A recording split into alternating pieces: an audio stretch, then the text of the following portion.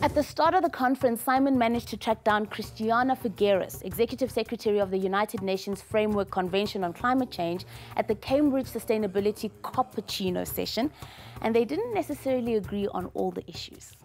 Ms. Figueres, thank you very much for joining us here on 50/50. You've been to a number of these meetings. Does Durban feel any different to you? Well, for me, it feels different. First of all, it's on African soil. My last COP in Africa was in Nairobi, and I was a negotiator at that time.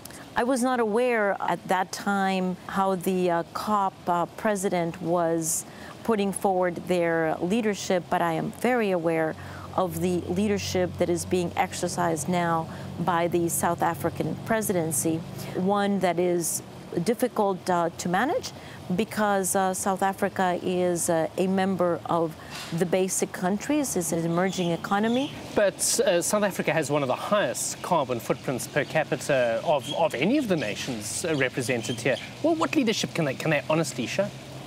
They have shown quite a bit of leadership. In fact, the white paper that was put forward by South Africa just before the beginning of this COP had an international impact because it proved that South Africa is really looking at this quite seriously.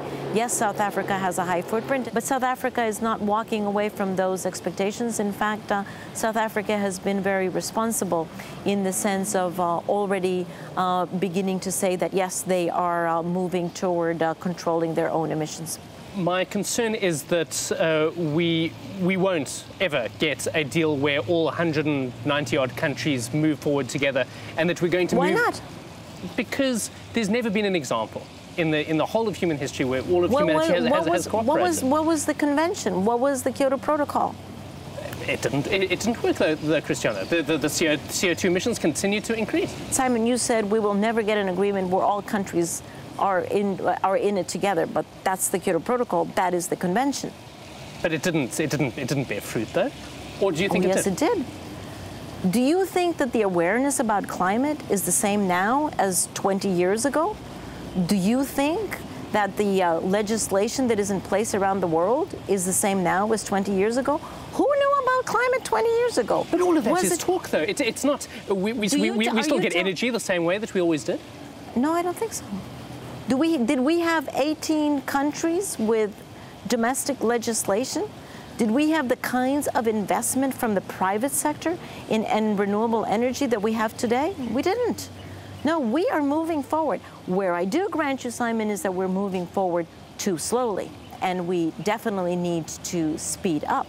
But we are moving in that direction. It is very clear that we're moving toward a low-carbon society. What needs to be much stronger is the market signal to private sector so that there is much more of a shift in the green component of investment.